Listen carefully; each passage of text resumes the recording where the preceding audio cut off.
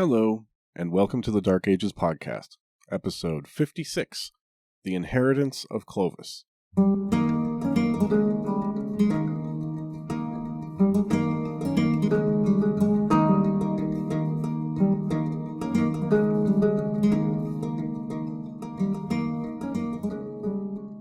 The time has come, my friends, to speak of shoes and ships and sealing wax and of cabbages and, mostly, kings.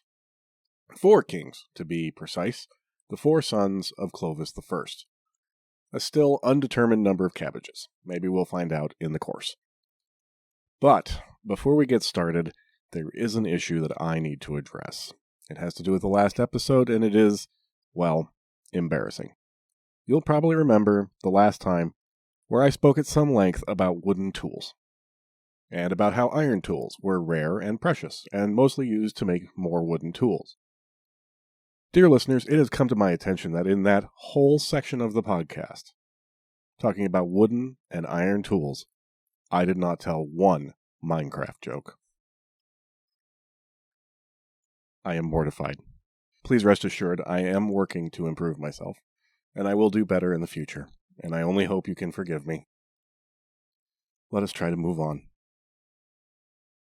Clovis died in 511, as I am sure I have told you many times before. He had united all of the petty kingdoms of the Franks and taken control of most of the old Roman province of Gaul, and quite a bit of non-Roman territory across the Rhine as well. Along the way, he had married Clotilde, a Burgundian princess, and as formidable as he was in her own right.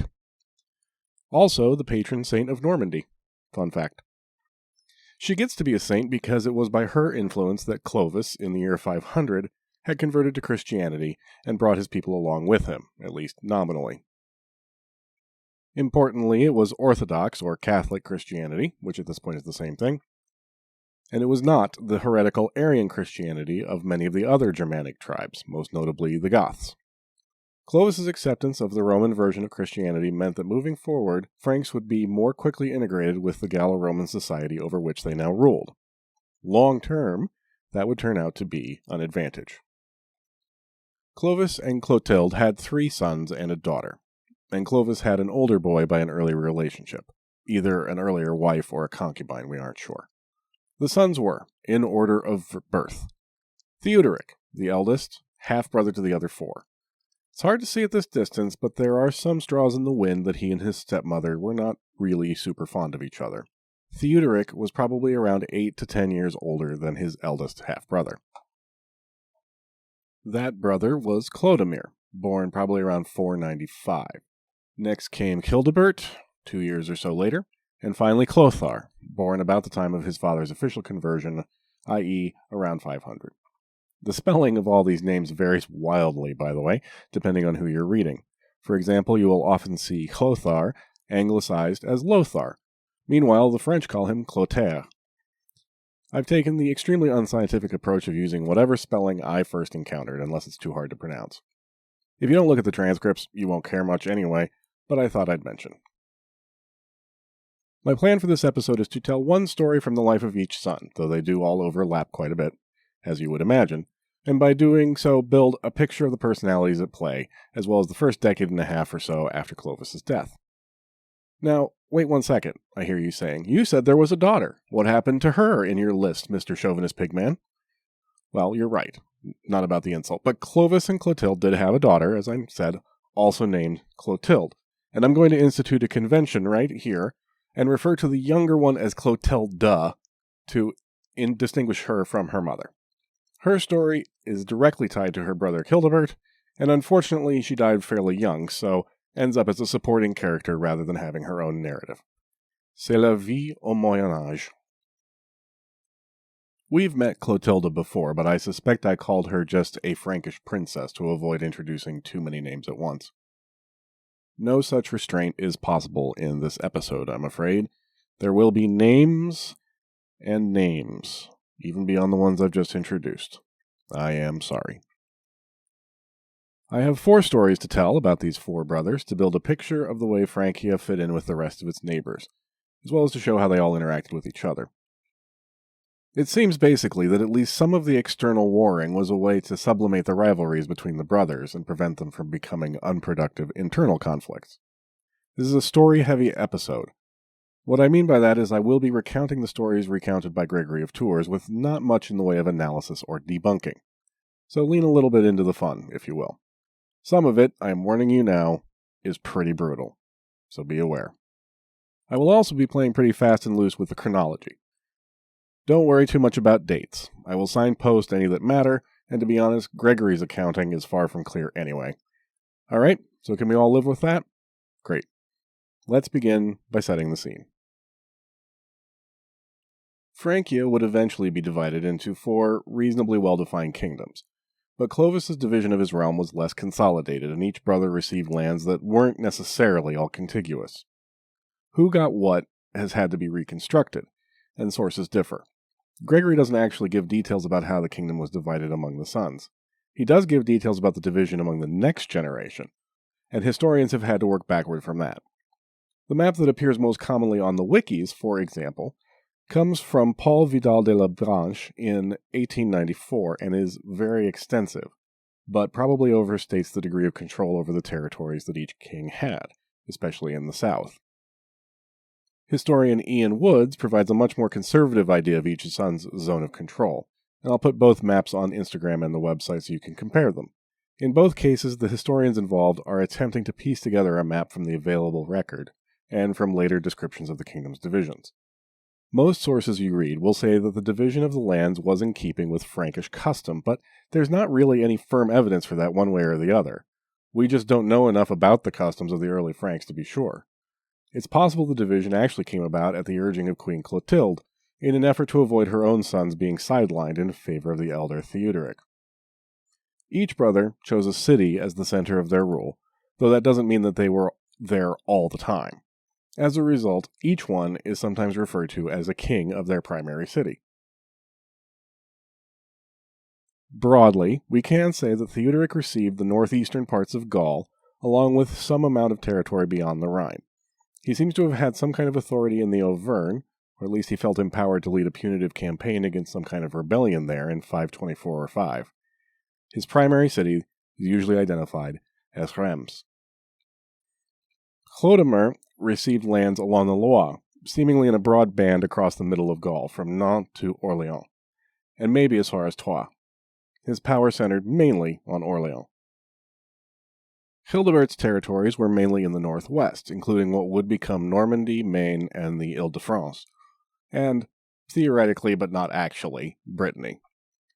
Paris is usually identified as his city, though in Gregory's narrative, Paris also seems to be a kind of neutral ground where the brothers could meet.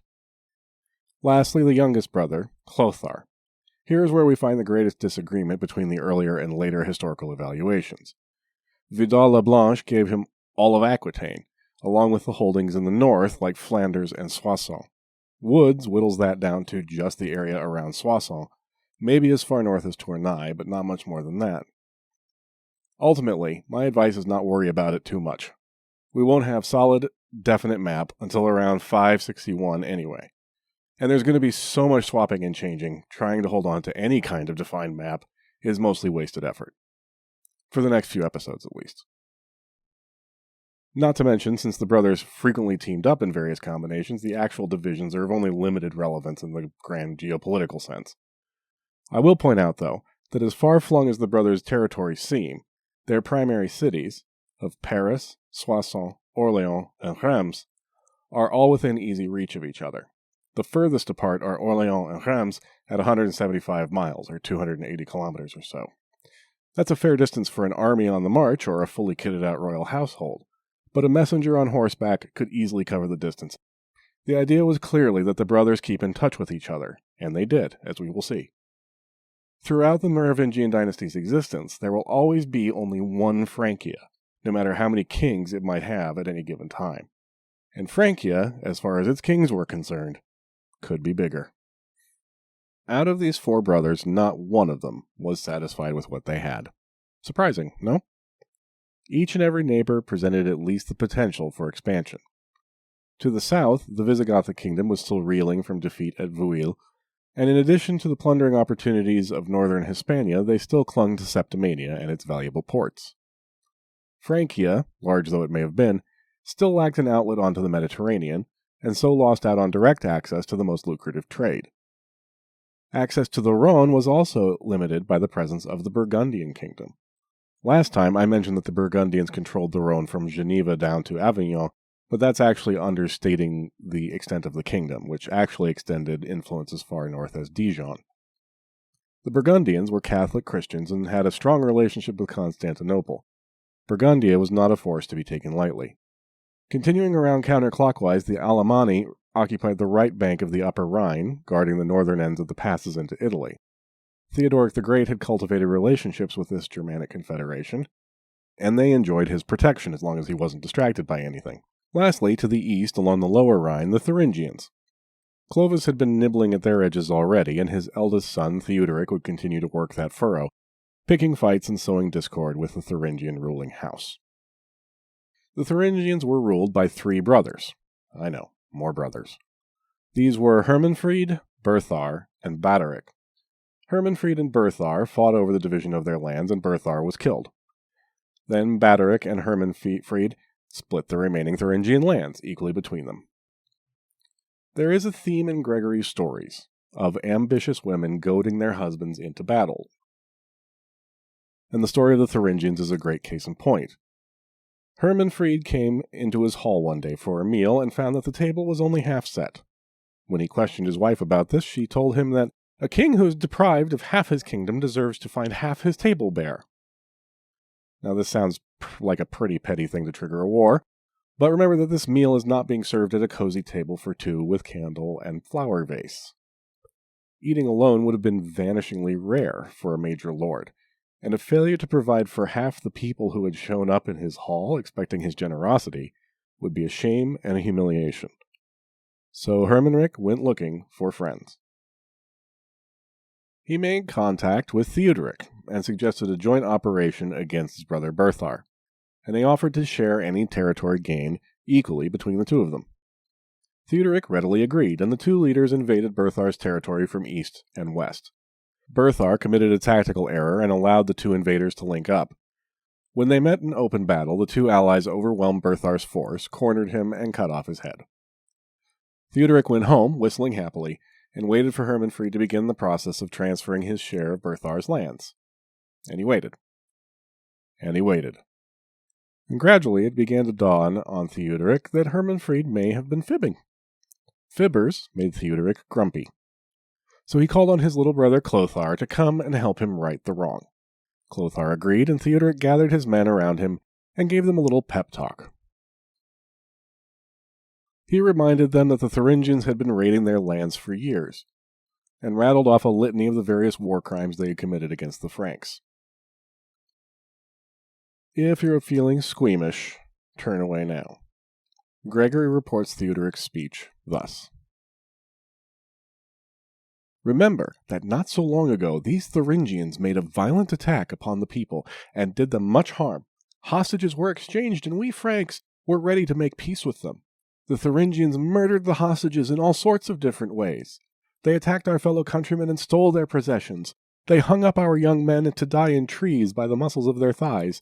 They put more than 200 of our maidens to death in a most barbarous way, and I'm going to stop there. The barbarous way involves carts and horses, and it's honestly just too gross. What's interesting to me about this speech isn't the litany of horrors, or the lack of any mention of any horrors that the Franks might have committed in counter-raiding, but the fact that Theodoric clearly feels the need to justify himself to his army, or at least to his commanders.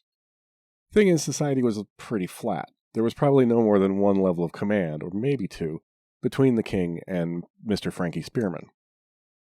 These were freemen, remember, we talked about this last time.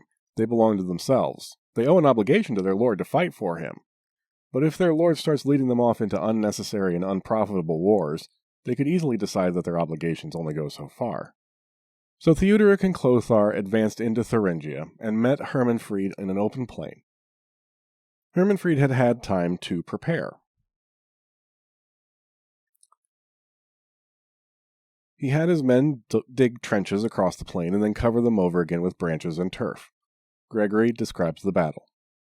When the battle began, many of the Frankish cavalry rushed headlong into these ditches, and there is no doubt they were greatly impeded by them. Once they had spotted the trick, they advanced with more circumspection. King Hermanfried was driven from the battlefield, and the Thuringians realized that they were being cut to pieces. They turned in flight and made their way to the river Unstrut. Such a massacre of the Thuringians took place there that the bed of the river was piled high with their corpses, and the Franks crossed over them to the other side as if they were walking on a bridge. The Unstrut, if you look it up, is deep beyond the Rhine, a tributary of the Saal. It originates near Dingolstadt and forms the heart of the Thuringian Basin. And if you think I told you all of that just so I could say the word Dingolstadt twice, well, I don't know what to tell you. After the battle, Clothar avoided a ham-fisted assassination attempt by his brother and selected his share of the spoils. Among other things, he took Radegund, the daughter of the King Berthar, and shortly thereafter had her brother murdered, presumably to snuff out any competing claims to Thuringian territory, and to preempt a blood feud. You remember the largely positive spin I gave to the practice of wife-napping in the last episode? Well, here's your counterexample. Given what we'll see of Clothar, this clearly wasn't great, but Radegund managed to extricate herself from this unhappy situation, and took holy orders, and built a monastery in Poitiers. That institution survives to this day as the Abbey of the Holy Cross. It was heavily damaged during the French Wars of Religion and during the Revolution, but a cell and chapel believed to have belonged to Radegund herself were excavated there in 1911. As for Hermanfried, he escaped the battle, and Theuderic summoned him, all sweetness and light, giving him safe passage. "Come and talk, we don't have anything left to fight over, all the water's under the bridge, right?" They met at Zulpich, and Theuderic showered his former enemy with gifts, giving every impression that he wanted to make peace. Gregory's account of what happened next is very much in keeping with his sardonic, po-faced style. One day they were seen chatting together on the city walls of Zulpich. Somebody accidentally gave Hermanfried a push, and he fell to the ground from the top of the wall. He died, but who pushed him we shall never know. Certain people have ventured to suggest that Theuderic may have had something to do with it. Theuderic? Something to do with it? You don't say. My tea and biscuits. Who could suggest such a terrible thing? Perish the thought. Anyway. Moving on to our next brother, Childebert. Childebert was worried. He was worried about his sister, Clotilda. She had been married to King Amalaric of the Visigoths. It was a match arranged by Amalaric's grandfather, Theodoric the Great, in his dance of neighborly matchmaking. The problem was that Clotilda was very pious, like most of the women in our story, you may have noticed, and unlike most of the men, which you may also have noticed. When she married the Arian Amalaric, she had been pressured to convert. Clotilda refused, and this set her up for continuous abuse at the hands of her husband and his relatives. Gregory is always ready to ascribe the worst behavior to the hated Arians, and according to him, Clotilda endured verbal abuse, beatings, and her husband encouraging his people to throw things at her on the way to church, things like chamber pots and manure. She wrote to Childebert, to whom she seems to have been the closest, and complained of her treatment. In one letter, she enclosed a rag stained with what she said was her own blood, the results of Amalaric's mistreatment. We've heard what happened next already. Childeric charged down south to make Amalaric pay for his transgressions. Amalaric attempted to flee, but was hampered by the royal treasury. He was caught in Narbonne and killed. Depending on what source you're reading, he was killed either by his own men or by the Frankish soldiers in the process of occupying the city. Childeric collected his sister and as much treasure as he could carry and headed for home. Unfortunately, Clotilda died en route back. Gregory does not say how, but there's no suggestion of anything other than natural causes. Childebert had his sister carried to Paris and interred next to their father Clovis. Gregory makes a note that the treasure collected on this expedition included a most valuable collection of church plate, including 60 chalices, 15 patens, and 20 gospel bindings, all made of gold and adorned with precious gems. He notes that these were not broken up, which suggests that normally that's what would have happened, and instead Childebert distributed them among the churches and monasteries of his lands. Out of the four, Childebert generally comes off the best out of Clovis's sons, at least in Gregory's accounts. Not perfect, by any means, as we shall soon see. So, we've seen the Thuringians subjected by Theuderic, and Childebert has reiterated his father's conquest of Aquitaine. The remaining elephant in the room, the rival for control of all of what was once Gaul, is the Burgundians. The Queen Mother, Clotilda, had been a Burgundian princess. Politics had led to the death of her father, and according to some sources, Gregory included, Clotilde harbored resentments against her various family members, and incited her sons to invade Burgundy and avenge them for her. It seems unlikely, to be honest, and kind of out of character for her. Her sons, as we've seen, needed precious little incentive to pick a fight with a neighbor. Regardless, in 523, all four brothers collaborated on an invasion. They defeated the Burgundians and killed their king, Sigismund, in battle. The Burgundians had been forced to cede lands, and the Franks left garrisons to hold the territory. Sigismund was then succeeded by his brother Godemar, who was not the kind of man to just roll over in the face of this kind of adversity. So he worked his contacts, and called for help from the southern giant Theodoric the Great. With his support, Godemar rallied his forces and attacked, overwhelmed, and massacred the Frankish garrisons. An eye for an eye makes the whole world blind was not a saying that the Merovingians were familiar with. Their version would probably have been something like, an eye for an eye is just me getting started. Clodomir and Theuderic, the two eldest sons, put together their response. The plan was to invade Burgundy, finish what they'd started, kill Godemar, and take all of his stuff. Simple, easy to remember. We went over this pretty quickly back in the previously referenced episode 37. Frankish and Burgundian armies met near the small village of Vézérance. At first it was going well for the Franks, but a moment of confusion altered the course of the battle. Clodomir, riding across the field, saw a group of young warriors and believed that they were Franks, his brother's men, and rode to join them. The men, though, were Burgundians, and probably could not believe their luck, as the enemy commander delivered himself to them like a Christmas turkey. Not that they had turkey. One of them killed the king, cut off his head, and stuck it on a pole. It was then held up and displayed for the Frankish troops, and the Franks lost heart, as was often the case when commanders fell, especially so definitively, and they retreated. Honestly, in a time before uniforms or even heraldry had developed, I'm surprised this didn't happen more often. Godemar and his kingdom were safe for the moment. Clodomir left behind a wife named Gunthiac and 3 sons, Theodebald, Gunthar, and Clodovald. Gunthiac found herself exposed by her husband's misfortune, and married Clothar, her husband's youngest brother. Now, we've already seen Clothar casually picking up a Thuringian princess and then quickly losing her, and he now seemed to be the best option for Gunthiac for protection. Clothar may have been baptized and brought up a Catholic, but he had an eye out for the contradictions of his faith. For example, the bishops for some reason believed that marrying your brother's widow was icky, and just a little bit too close to incest for their comfort.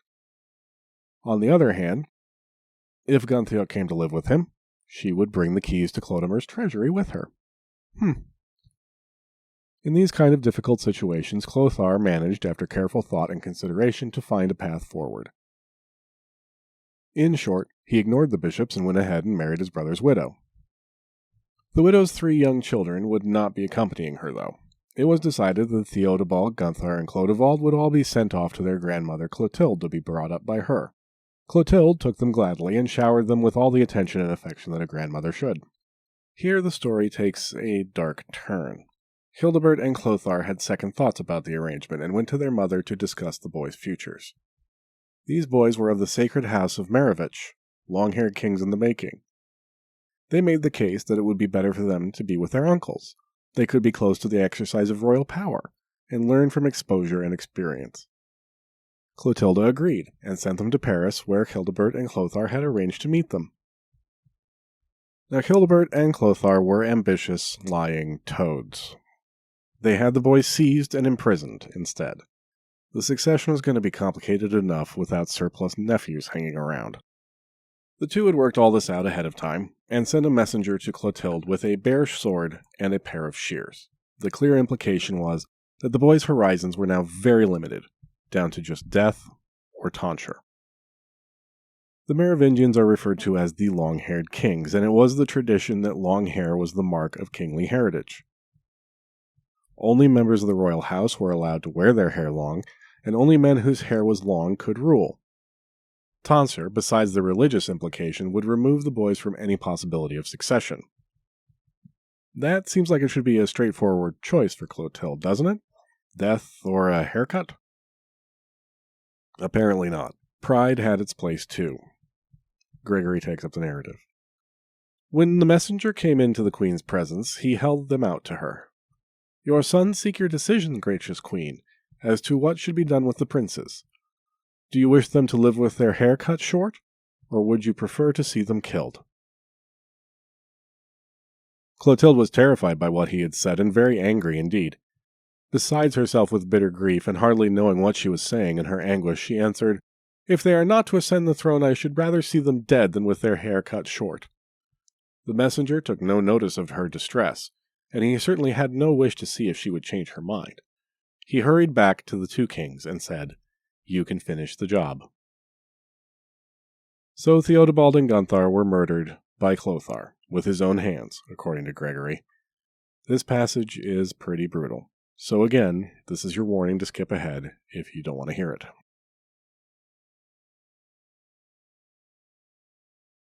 Clothar did not waste a minute. He seized the older boy by the wrist, threw him to the ground, jabbed his dagger into his armpit, and murdered him with the utmost savagery. As he died, the boy screamed. The younger lad threw himself at Hildebert's feet and gripped him around the knees. Help me, uncle, he cried, lest I perish as my brother has done. Tears streamed down Hildebert's face. My dear brother, he said, I beg you to have pity on him and to grant me his life. I will give you anything you ask for in exchange, if only you will agree not to kill him. Clothar shouted abuse at him. Make him let go, he bellowed, or I will kill you instead. It was you who thought of this business, and now you're trying to rat on me. When Hildebert heard this, he pushed the child away, and Clothar seized him, thrust his dagger into his ribs, and murdered him just as he had murdered his brother. Theodebald was around 10 or 12. Gunthar somewhere between 7 and 9. Once it was done, Clothar and Hildebert murdered all the boy's attendants and tutors. The third nephew, Clodevald, escaped, because those who guarded him were brave men. Making the seemingly obvious choice, Clodevald cut his own hair and spent the rest of his life as a hermit and priest. His hermitage, just down the Seine from Paris, became famous, and a little town grew up around it. The town was named for him eventually, and it was the site of a royal hunting lodge, and is now known as Saint-Cloud, or St. Cloud, if you're not French. Inconvenient nephews out of the way, Hildebert and Clothar divided up their brother's lands between the two of them. To my frustration, I cannot find what happened to poor Gunthiak after the murder of her children. She's not mentioned again. Presumably she died, but saying how or when is pretty much guesswork. Based on what we've seen so far, it would not surprise me in the slightest if Clothar hadn't immediately went home and tied up that loose end as quickly as possible. Tough character, not a lot of sympathy or mercy in evidence on that one. Whatever happened to Gunthiak, you cannot expect a man to go without companionship. Now, the bishops would prefer that a man have just one wife at a time, and again, here was one of those tricky theological conundrums, because Clothar didn't want one wife at a time. And after all, he was the king and really shouldn't be subject to such arbitrary limitations. It's hard to nail down exactly how many wives he had at any given time, but he did have at least 5 altogether by the end of his life, producing 8 children at minimum that we know of. While we're on the subject of children, Theodoric had 1 son and 1 daughter with his wife, who was another Burgundian princess. Hilderic married a Frankish noblewoman named Ultragatha and had 2 daughters. So in terms of procreation, I think we can say that Clothar is in the lead here. After all of that, now we have whittled down the king count to just 3. Theodoric, Hildebert, and Clothar, and the cabbage count remains at 0. The Merovingians have subjected the Thuringians, plotted against each other, invaded and been repulsed by the Burgundians, and raided the Visigoths. Busy, busy, busy hive of bees.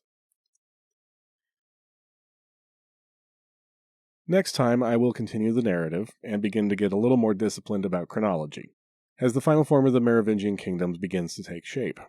I apologize for the blizzard of names, but I did warn you. There are several Merovingian family trees available online. I'll link to a few of them in the show notes and on the website. And maps, of course. Meanwhile, as always, my thanks go out to my new contributor Alex and to monthly donors Barchester, Paul, the other Alex, Micaiah, thank you for the confirmation, John, and Dusty. I love you all. Not in a creepy way, but you know what I mean. Anyway, until next time, everyone, take care.